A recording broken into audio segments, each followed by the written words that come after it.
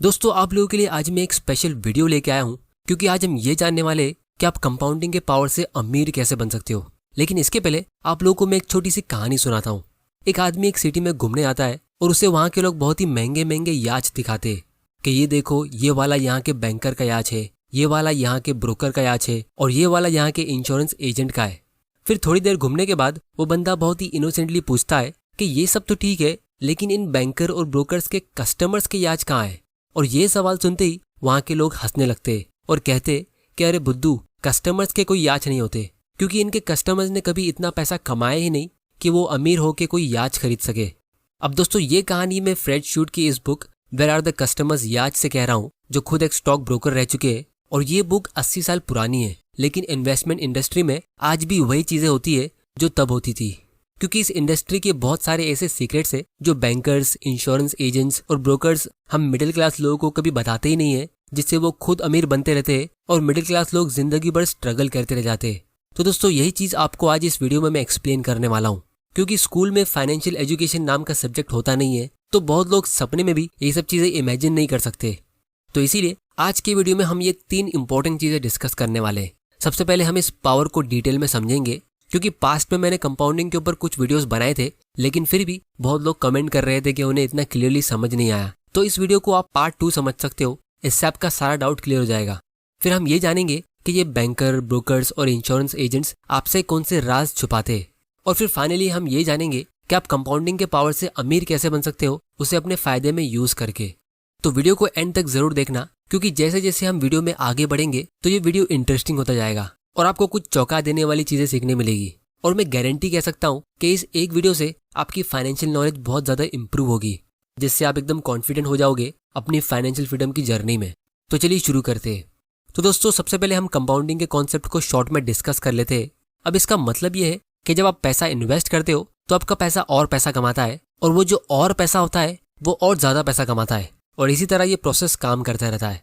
अब अगर आपको ये चीज़ नहीं समझ आई तो मैं इसका एक लाइव एग्जाम्पल आपको दिखाता हूँ। तो एक क्वेश्चन मैं हमेशा अपने दोस्तों से पूछता हूँ कि अगर आप 10 लाख रुपया किसी स्टॉक में इन्वेस्ट करते हो जो 26% के रेट से ग्रो होता है, तो 30 साल में आपका इन्वेस्टमेंट कितने रुपए का होना चाहिए। तो दोस्तों मेजॉरिटी लोग ये कैलकुलेशन अपने दिमाग में इतना इजीली कर नहीं पाते, तो मैं उनको एक शॉर्टकट बताता हूँ जिसको हम रूल ऑफ 72 कहते हैं। इसका मतलब ये है कि अगर आप 72 को किसी भी रेट ऑफ इंटरेस्ट से डिवाइड करोगे तो आपको पता चल जाएगा कि कितने साल में आपका पैसा डबल होगा। और फिर इससे आप मैन्युअली अपने दिमाग में ही कैलकुलेशन कर सकते हो कि लॉन्ग टर्म में आपकी वेल्थ कितनी होनी चाहिए।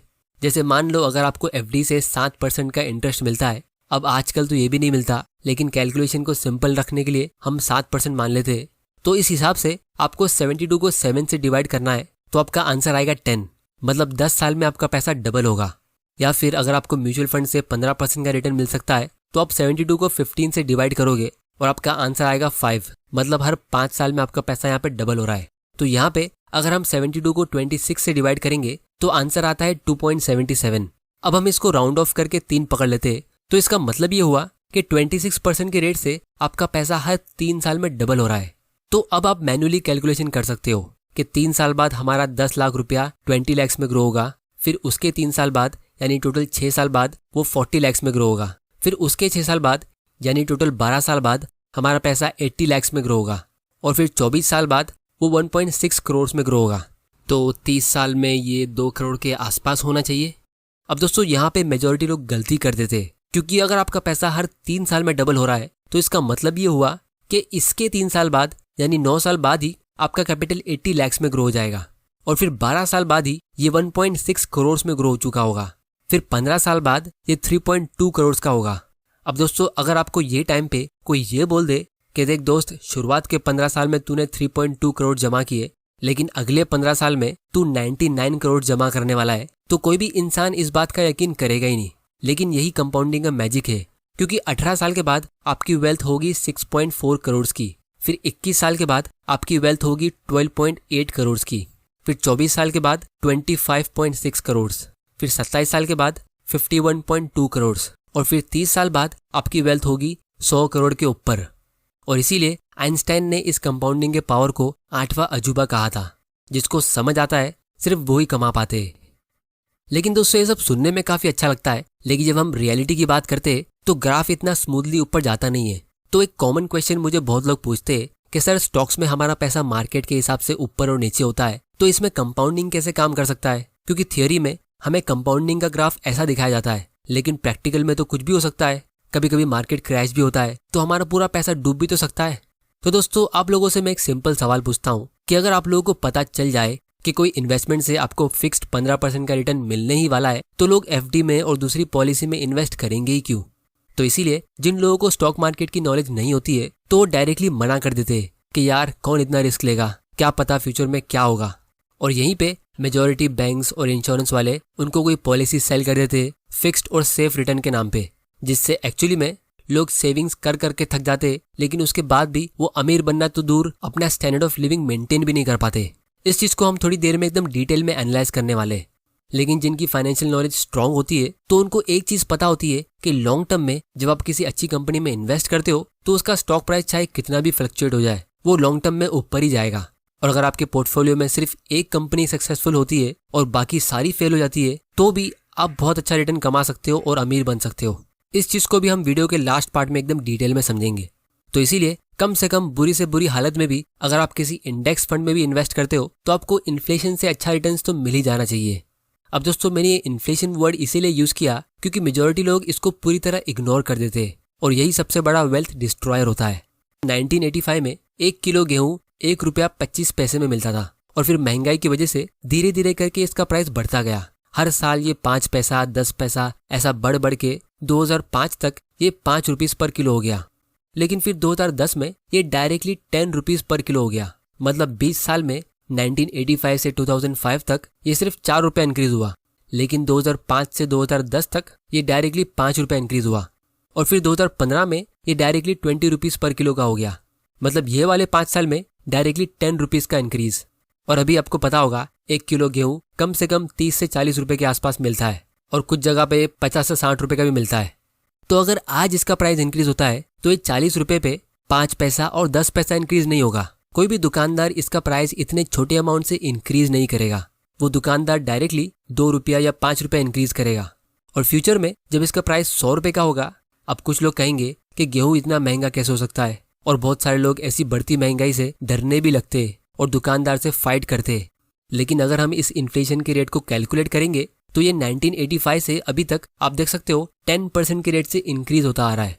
मतलब इंडिया में महंगाई 10% के रेट से हर साल बढ़ रही है, जो एक छोटा नंबर नहीं है। गवर्नमेंट के ऑफिशियल रिकॉर्ड के हिसाब से इंडिया का इन्फ्लेशन 7.7% के रेट से इंक्रीज हो रहा है, लेकिन मेरे हिसाब से एक्चुअल इन्फ्लेशन 10% के आसपास ही है। जिसका मतलब ये है कि सिर्फ अगले 5-6 साल में ही 1 किलो गेहूं का प्राइस 100 रुपए का हो जाएगा। और जब ऐसा होगा, तो इसका प्राइस 2 रुपया और 5 रुपया इंक्रीज नहीं होगा, फिर ये डायरेक्टली 10 या 20 रुपया इंक्रीज होगा। तो जो भी प्राइस इंक्रीज होते हैं, वो हमेशा परसेंटेज के हिसाब से होते हैं, कंपाउंडिंग के पावर से। तो चाहे आप इस कंपाउंडिंग के पावर को समझो या मत समझो, लेकिन ये हमेशा आपके खिलाफ काम करता रहेगा। और इसीलिए अगर आप सिर्फ सेविंग्स करते हो, तो फ्यूचर में आपको बहुत स्ट्रगल करना पड़ सकता है। और अगर आप कोई भी ऐसी जगह इन्वेस्ट करते हो जहां आपको 10% से कम रिटर्न मिलता है, तो वो एक बहुत ही बुरा इन्वेस्टमेंट है। क्योंकि मैं कुछ ऐसे एल्डर लोगों को जानता हूँ जिनको 1500 और 1800 रुपए की सालाना पेंशन मिलती है, जिससे फिलहाल उनके एक दिन का होटल में खाने का बिल कवर होता है। लेकिन एक जमाने में उनका इससे पूरे साल का एक्सपेंस कवर होता था, क्योंकि इन्होंने ऐसे इन्वेस्टमेंट चुने जो वो टाइम पे एकदम अच्छे और सेफ लगते थे। लेकिन जैसे जैसे टाइम निकलता गया, तो इनके इन्वेस्टमेंट्स इतने खास रेट से ग्रो नहीं हुए और महंगाई ज्यादा बढ़ गई। और फिर कुछ इनोसेंट लोग ऐसे भी होते जो इसके ऊपर लोन ले लेते। मतलब 10% के रेट से तो महंगाई बढ़ती है, और उस पे 8-10% एक्स्ट्रा वो बैंक को इंटरेस्ट में पे करते। तो ऐसे लोगों को देखकर आपको सरप्राइज होने की जरूरत नहीं है कि वो लोग हमेशा पैसों को लेकर इतने परेशान क्यों रहते। लेकिन कंपाउंडिंग के अगेंस्ट जाने के बारे में हम किसी और दिन एकदम डिटेल में डिस्कस करेंगे। लेकिन फिलहाल हम ये समझते कि जो लोग हमें इन्वेस्टमेंट की सर्विस प्रोवाइड करते, यानी ये बैंकर्स और ब्रोकर्स, वो आपसे ये अमीर बनने के राज छुपा कैसे लेते। लेकिन उससे पहले हम ये समझते कि ये इन्वेस्टमेंट इंडस्ट्री काम कैसे करती है। तो दोस्तों, इन्वेस्टमेंट इंडस्ट्री के 2 साइड्स होते हैं। एक होती है बाय साइड, यानी बैंक्स और इंश्योरेंस कंपनीज। इनको ज्यादा प्रॉफिट तब मिलता है जब आप इनके पास ज्यादा पैसा जमा करते हो या इनकी पॉलिसी बाय करते हो। फिर दूसरी होती है सेल साइड, यानी ब्रोकरेज इंडस्ट्री। इनको ज्यादा प्रॉफिट तब मिलता है जब आप ज्यादा ट्रांजैक्शन करते हो, मतलब जब आप शेयर्स खरीद के उसे बेचते हो तब। तो सबसे पहले हम इस बाय साइड की बात करते हैं। अब दोस्तों, एक आदमी ने मुझे रिसेंटली एक ईमेल किया कि सर, मुझे अपनी बैंक से एक गारंटीड इनकम वाली पॉलिसी मिल रही है जहां मुझे हर साल सिर्फ 2.4 लाख रुपीस इन्वेस्ट करना है 6 साल तक, फिर मुझे 20 साल के बाद 50 लाख रुपए मिलेगा। तो सर आप मुझे बताएं कि इस पॉलिसी में क्या बुरा है। तो दोस्तों, जब भी आपको कोई ऐसी पॉलिसी मिलती है तो आपको हमेशा उसका कंपाउंडेड रिटर्न चेक करना चाहिए कि आपका पैसा कितने % के रेट से ग्रो हो रहा है। और ये चीज़ आपको खुद चेक करना चाहिए, उनके लिखे हुए पैम्पलेट के भरोसे पे नहीं रहना चाहिए।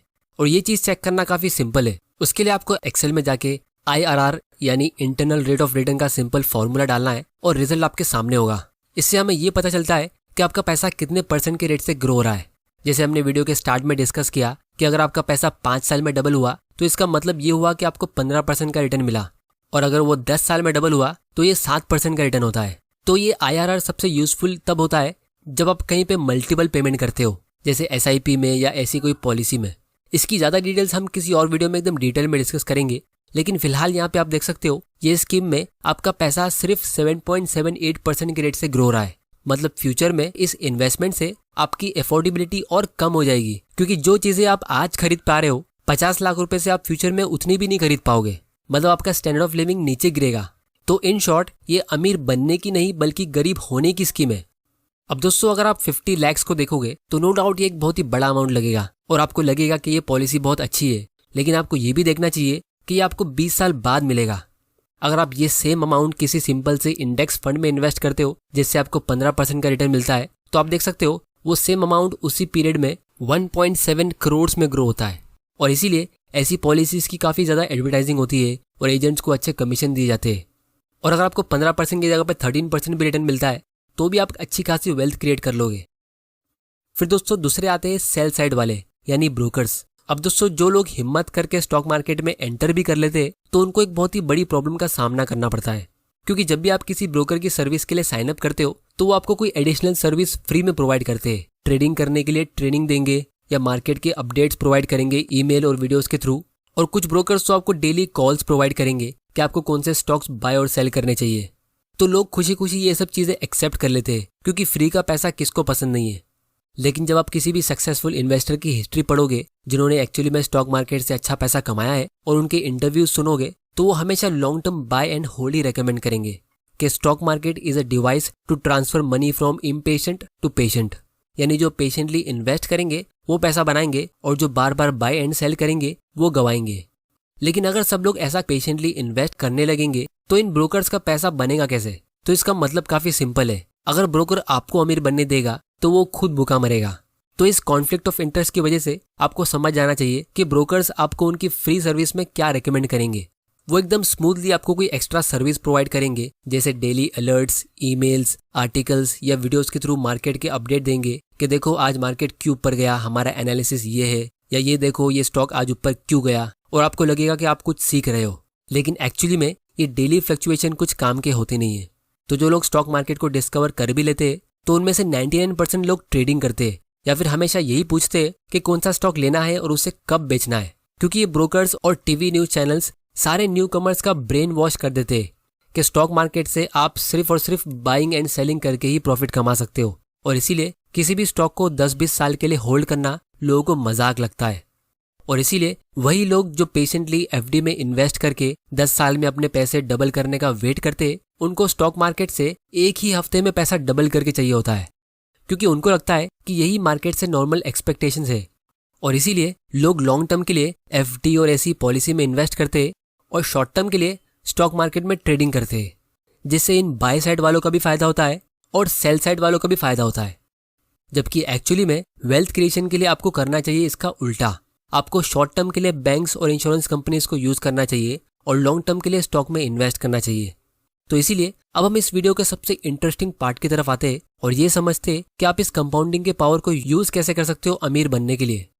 तो दोस्तों, एक क्वेश्चन मुझे बहुत लोग पूछते हैं कि सर हम स्टॉक्स में इन्वेस्ट तो कर लेंगे, लेकिन बहुत सारी कंपनीज ऐसी भी होती है जो पूरी तरह कंगाल हो जाती है, जैसे सुज़लोन एनर्जी, जेट एयरवेज या वोडाफोन जैसी कंपनीज में अगर हम इन्वेस्ट कर ले तो हमारे पूरे पैसे डूब जाएंगे। तो इसमें कंपाउंडिंग होगी ही कैसे? तो दोस्तों, आप लोगों के लिए मैं यहाँ पे एकदम एक्सट्रीम केस सिनेरियो लेता हूँ कि मान लो आप 6 कंपनीज का पोर्टफोलियो बनाते हो और आप सब में इक्वल अमाउंट इन्वेस्ट करते हो, जैसे 1-1 लाख रुपया लॉन्ग टर्म के लिए, मतलब आप 6 लाख इन्वेस्ट करते हो। और फिर हम मान लेते हैं कि आपका डिसीजन मेकिंग इतना खराब निकला कि 6 में से 5 कंपनीज बर्बाद हो जाती है और सिर्फ एक कंपनी सर्वाइव करती है, और ये एक कंपनी भी इतनी ज़्यादा सक्सेसफुल भी नहीं होती है कि आपको 25 से 30% का रिटर्न दे दे। ये बस आपको 20% का रिटर्न देती है। तो भी आपके 6 लाख के इन्वेस्टमेंट पे यानी इस पोर्टफोलियो का ये 13% का रिटर्न होता है। और अगर आपकी 6 में से 3 कंपनी सर्वाइव करती है और वही 20% के रेट से ग्रो होती है तो आपके पोर्टफोलियो का रिटर्न 17% का होता है। मतलब आपके 50% डिसीजन रॉन्ग होने के बाद भी आप अच्छा खासा प्रॉफिट कमा लोगे, जो कोई भी FD, वेल्थ सेविंग प्लान और म्यूचुअल फंड से काफ़ी ज़्यादा अच्छा होगा। तो इन्वेस्टिंग ही एक ऐसी फील्ड है जहां आप गलत होने के बाद भी बहुत सारा पैसा कमा सकते हो। बस आपको ये पता होना चाहिए कि आपको गलती करनी कहाँ है, क्योंकि जब आपका लॉस होता है तो आपका लॉस उतना ही होगा जितना आपने इन्वेस्ट किया था। मतलब पहले वाले केस में 6 में से 5 स्टॉक फेल हुए थे तो आपका सिर्फ 5 लाख रुपए का लॉस होगा। लेकिन जब आपकी कंपनी ग्रो होती है तो उससे आप कंपाउंडिंग से अनलिमिटेड प्रॉफिट कमा सकते हो, जैसे 50 गुना, 100 गुना या 200 गुना भी, जो बाकी सारे लॉस को रिकवर कर लेता है। और दोस्तों ये भी हो सकता है कि कुछ कंपनीज और अच्छे रेट से ग्रो हो जाए, जैसे 25 या 30% के रेट से, या आपकी सारी कंपनीज अच्छा परफॉर्म करे, तब तो आपकी वेल्थ और ज़्यादा स्पीड में ग्रो होगी। क्योंकि यहाँ पे मैं आपको येस बैंक और वोडाफोन जैसी कंपनी में इन्वेस्ट करने की बात नहीं कर रहा हूँ। अगर आप थोड़ी सी रिसर्च करके और कॉमन सेंस यूज करके अच्छी कंपनीज पिक करते हो तो 6 में से 5 कंपनीज अच्छा परफॉर्म करेगी। लेकिन अगर आप पूरा यूट्यूब और सोशल मीडिया ब्राउज कर लोगे तो भी आपको इन चीज़ों के बारे में कोई बताएगा नहीं। सब यही बोलेंगे कि आपको कौन सा स्टॉक लेना है और उसे कब बेचना है। जैसे राकेश झुनझुनवाला ने कौन सा स्टॉक बाई किया और कौन सा सेल किया, सब यही पता लगाने की कोशिश करते हैं। लेकिन उनकी वेल्थ का सबसे बड़ा हिस्सा लॉन्ग टर्म इन्वेस्टिंग से आया है। उन्होंने टाइटन कंपनी में 2003 में इन्वेस्ट किया था जब इसका प्राइस 3 रुपए का था। ये चीज़ आप सबने सुनी होगी। और आज इस कंपनी का शेयर प्राइस 2000 रुपए के भी ऊपर है। तो ये उनके इन्वेस्टमेंट पे 800 गुना रिटर्न होता है। लेकिन सबसे इंटरेस्टिंग बात यह है कि ये स्टॉक आज एक दिन में 2.5% ऊपर गया है, मतलब 60 रुपीज़ ऊपर गया है।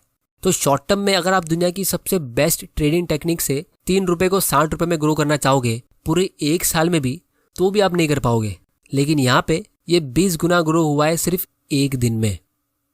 तो दोस्तों यही सीक्रेट है कंपाउंडिंग का स्टॉक मार्केट में। जो इसे समझता है वो इसका फायदा उठाता है, और जो इसे नहीं समझते वो जिंदगी भर इसे पे करते रहते।